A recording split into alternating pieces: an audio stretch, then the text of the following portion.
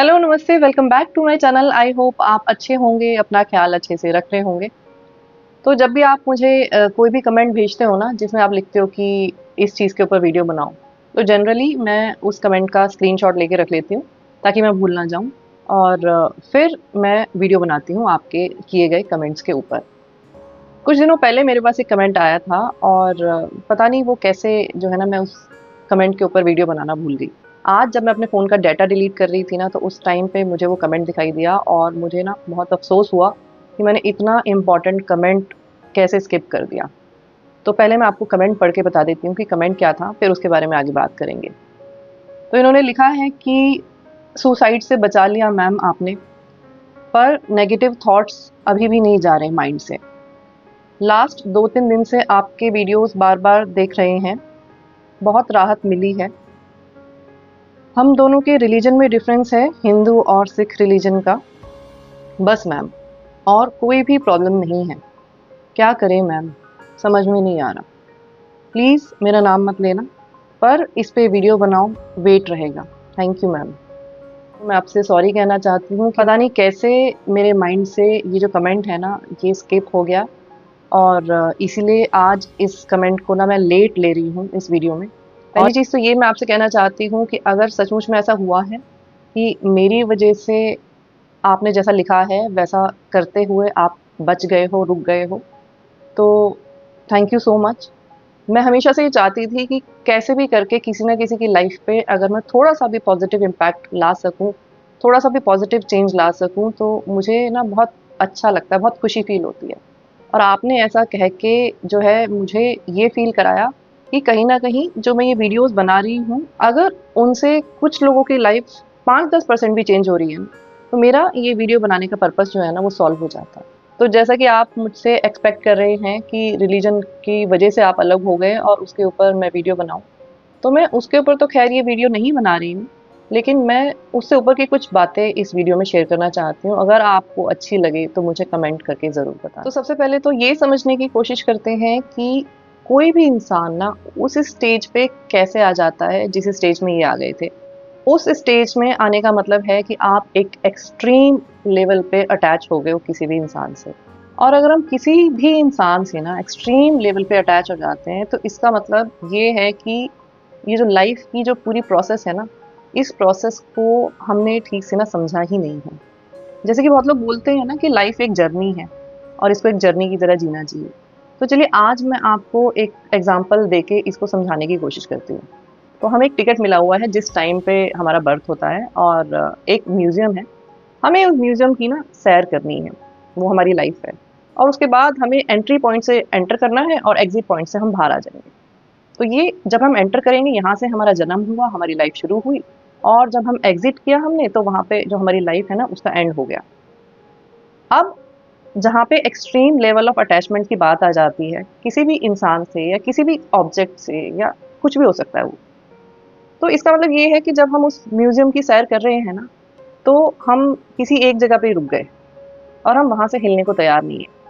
हमें पूरा म्यूज़ियम देखना ही नहीं है। हो सकता है कि म्यूज़ियम में आगे उससे भी अच्छी चीज़ें हमारा वेट कर रही हों, जहाँ पे हम अभी रुके हुए हैं और हमें ये लग रहा है कि इससे अच्छा तो कुछ है ही नहीं। पर सही तरीका क्या है उस म्यूज़ियम को सही तरीके से एन्जॉय करने का, कि हम हर जगह पे जाएँ, हम थोड़ा-थोड़ा टाइम हर जगह पे दें, हर चीज़ को एन्जॉय करें और धीरे-धीरे आगे बढ़ते जाएँ। अगर हम किसी एक जगह पे रुक जाएँगे, फँस जाएँगे या थम जाएँगे, तो हम बाकी का जो म्यूज़ियम है ना, वो ठीक से देख नहीं पाएँगे या हो सकता है हम देख ही ना पाएँ, हमारी जर्नी वहीं पे ही खत्म हो जाए, है ना? वो जो एग्ज़िट पॉइंट है, वहाँ तक हम पहुँचे ही ना और हमारा एग्ज़िट वहीं पे ही आ जाए, जैसे कि इन्होंने लिखा। लेकिन दूसरा केस क्या हो सकता है कि आप आगे तो बढ़े जा रहे हो, लेकिन जो आपका मन है, वो कहीं न कहीं जो आपको लास्ट चीज़ बहुत अच्छी लगी थी ना, वहीं पे अटक गया। अब आप आगे बढ़े जा रहे हो, लेकिन आप खुश नहीं हो। आप खुशी से किसी चीज़ को नहीं देख रहे। आप अपनी उस म्यूज़ियम की जर्नी को ना अच्छे से एन्जॉय नहीं कर रहे। आप बार-बार उसी पहली चीज़ के बारे में सोचे जा रहे हो कि मैं वहाँ क्यों नहीं रुक सकता था या रुक सकती थी। मैं वहीं पे ही रुकना चाहती थी हमेशा। ऐसा क्यों नहीं हो सकता कि मैं हमेशा वहीं ही रहूँ? मुझे आगे क्यों बढ़ना पड़ रहा है? मेरी जर्नी आगे क्यों जा रही है ना? तो ये सारी चीज़ें हमारे दिमाग में चल रही हैं। हम आगे बढ़े जा रहे हैं लेकिन उस आगे बढ़ने का कोई भी फ़ायदा नहीं है। क्यों?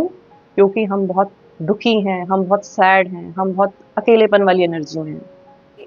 उस आगे बढ़ने को आगे बढ़ना नहीं कहते कि अगर पिछली चीज़ें ना हमें होल्ड करके रखे हुए हैं, पिछली चीज़ें हमें पकड़ के रखे हुए हैं, तो उसको मैं ये काउंट नहीं करूँगी कि हाँ, आप म्यूज़ियम को अच्छे से देख रहे हो, आप एन्जॉय कर रहे हो अपनी उस जर्नी को। आपने अपनी जर्नी पे तो वहीं फुल स्टॉप लगा दिया था। वो तो सिर्फ़ लोगों को दिखाने के लिए और अपने आप को दिखाने के लिए ऐसा लग रहा है कि आप आगे बढ़ रहे हो, पर असलियत में तो आप वहीं पे अटके हुए हो। लेकिन होना क्या चाहिए? हमारी सोच इस तरह की होनी चाहिए कि ये पूरा म्यूज़ियम जो है ना, वो हमें अच्छे से एन्जॉय करना है, हमें एक-एक चीज़ अच्छे से देखनी है, हमें एक-एक चीज़ की गहराई में जाना है, एक ही चीज़ से अटैच होके अपनी जर्नी को ना रोक नहीं देना है वहाँ पे। क्योंकि हमें ये नहीं पता कि आगे जो हमारी जर्नी है, उसमें हमें और क्या खूबसूरत चीज़ देखने को मिल सकती है। ये चीज़ हमें तब तक हमारे लिए क्वेश्चन मार्क रहेगी जब तक कि हम उस म्यूज़ियम के एंड तक नहीं पहुँच जाते हैं। तो हमें ना लाइफ़ को लेके अपने बहुत सारे कॉन्सेप्ट जो है ना उनको क्लियर करने की ज़रूरत है। ये सब चीज़ें हमारे साथ तभी होती हैं जब लाइफ़ क्या है और इसको कैसे एन्जॉय करना है, इसको कैसे जीना चाहिए, ये हमें नहीं पता होता। तो 2 चीज़ें होती हैं, या तो हमारे साथ ये वाला केस हो जाता है कि जिसमें हम सोचते हैं कि अब तो लाइफ़ को ख़त्म कर देना ही बेहतर है। या फिर दूसरा केस होता है जो कि बहुत सारे कमेंट्स मेरे पास आते हैं कि रिश्ते में से आगे तो बढ़ गए, लेकिन वही चीज़ अभी भी पकड़े हुए है। उसी चीज़ से बाहर नहीं निकल पा रहे। कहने का मतलब है कि अपनी जो लाइफ़ है उसको एन्जॉय नहीं कर पा रहे, उसमें खुश नहीं रह पा रहे, अपनी लाइफ़ को कैसे और बेहतर बनाना है, कैसे और खूबसूरत बनाना है, उस पे फ़ोकस नहीं कर पा रहे, क्योंकि पिछली चीज़ों ने अभी तक पकड़ के रखा हुआ है। तो ये कोई तरीका नहीं है लाइफ़ को जीने का, मैं आपको ये क्लियर कर दूँ। जितने भी लोग मुझे ये कमेंट करते हैं ना कि हम इतने साल हो गए, उतना टाइम हो गया, हम भूल नहीं पा रहे, हम अभी भी याद में हैं, हम अभी भी चीज़ों को जो है ना दिमाग से निकाल नहीं पा रहे हैं, क्या करें, कैसे आगे बढ़ें, ज़िंदगी बेकार हो चुकी है, अब कुछ अच्छा नहीं लगता लाइफ़ में। मैं मानती हूँ ये सारी चीज़ें होती हैं। इसमें कोई भी गलत बात नहीं है या कोई भी ऐसी बात नहीं है कि जो आपके साथ अलग सी चीज़ें हो रही हैं। ये बिल्कुल नॉर्मल है। लेकिन आपको अपने आप को कुछ चीज़ें समझानी पड़ेंगी, कुछ चीज़ें अपने आप को अब क्लियर करनी पड़ेंगी कि जो बची हुई लाइफ़ है, वो अब आपको कैसे स्पेंड करनी है। जैसे कि मैंने आपको एग्ज़ाम्पल दिया म्यूज़ियम वाला, अगर आप एक ही चीज़ में अटक के रह जाओगे, इस ज़िंदगी के साथ ना आप नाइंसाफ़ी करोगे।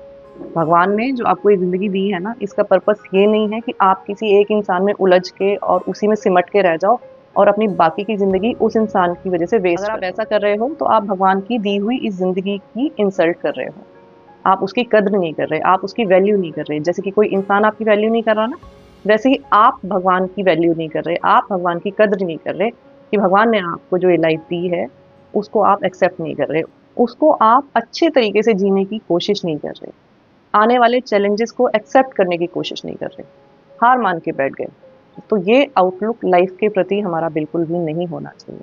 और यहाँ पे मैं एक और बहुत इम्पोर्टेंट चीज़ आपको बताना चाहती हूँ कि एक और चीज़ अपने ज़हन में आप बिठा लो कि किसी भी इंसान से बहुत ज़्यादा अटैच होने से पहले ना ये सोच लो कि हर कोई इंसान आपको छोड़ के जाएगा ज़रूर। चाहे तो वो किसी कारण की वज़ह से छोड़ के चला जाएगा, या फिर ये हो सकता है कि वो दुनिया छोड़ के चला जाए आपसे पहले। तो कोई भी केस हो सकता है। तो अकेले रहना तो आपको सीखना पड़ेगा, अकेले खुश रहना तो आपको सीखना पड़ेगा। इतनी ज़्यादा डिपेंडेंसी किसी के ऊपर भी रखोगे, तो आप अकेले कभी भी खुश रह नहीं पाओगे। तो ये चीज़ भी दिमाग में रखो कि कुछ भी परमानेंट नहीं है। कभी न कभी कोई न कोई इंसान आपको छोड़ के चला जाएगा, ऐसे नहीं तो वैसे जाएगा। तो किसी के ऊपर भी अगर इतना ज़्यादा निर्भर हो जाओगे ना, तो आपके लिए ज़िंदगी को जीना बहुत मुश्किल हो जाएगा। और अगर आपको किसी के ऊपर निर्भर होना ही है ना, तो भगवान के ऊपर निर्भर हो जाओ। एक रिश्ता बना लो ऐसा अपनी ज़िंदगी का, जो कि आपको ना कभी भी धोखा नहीं देगा, जो आपको कभी छोड़ के नहीं जाएगा, जो आपका हमेशा सहारा बन के रहेगा, जो आपसे कभी गलत लहज़े में बात नहीं करेगा, जिससे आप अपनी कोई भी शिकायत, कोई भी परेशानी डिस्कस कर सकते हो, पर आपको सामने से पलट के उल्टा जवाब कभी भी नहीं मिलेगा। शांति ही मिलेगी हमेशा आपको जब भी आप अपनी प्रॉब्लम या अपनी कोई भी परेशानी डिस्कस करोगे। तो अगर किसी से सच में अटैच होना चाहते हो ना, तो भगवान से अटैच हो जाओ। तो आप इस बारे में सोच के देखना, और अगर आप ये कर पाए, तो फिर आपकी लाइफ में ना कोई भी दुःख, किसी भी तरह का दुःख कभी भी आपको हिला पाएगा ही नहीं। आप एक बहुत ज़्यादा स्ट्रॉन्ग इंसान बन जाओगे, क्योंकि आपने किसी ऐसे का सहारा ले लिया जिसके ऊपर और कुछ। तो वीडियो खत्म करने से पहले मैं ये बोलना चाहती हूँ कि ये वीडियो देखने के बाद थोड़ी देर बैठ के ना ये सोचना ज़रूर कि आप अपनी लाइफ को किस डायरेक्शन में लेके जा रहे हो, कर क्या रहे हो अपनी लाइफ के साथ। क्या ये लाइफ इतनी सस्ती है जिसको आप इतना हल्के में ले रहे हो? मेरे ख्याल से तो इतनी सस्ती नहीं है ना? तो इस बारे में सोचना ज़रूर। और जो लोग ये मानते हैं कि ज़िंदगी एक ही बार मिलती है, तो उनके लिए तो और भी ज़्यादा ज़रूरी है सोचना, ये लाइफ़ कितनी प्राइसलेस है और इस लाइफ़ को हमें किस हिसाब से जीना चाहिए। तो आज की वीडियो में बस इतना ही। मैं आपसे फिर मिलूँगी एक नई वीडियो के साथ। तब तक अपना अच्छे से ख्याल रखिए। Lots of love to you. Take care. Bye bye.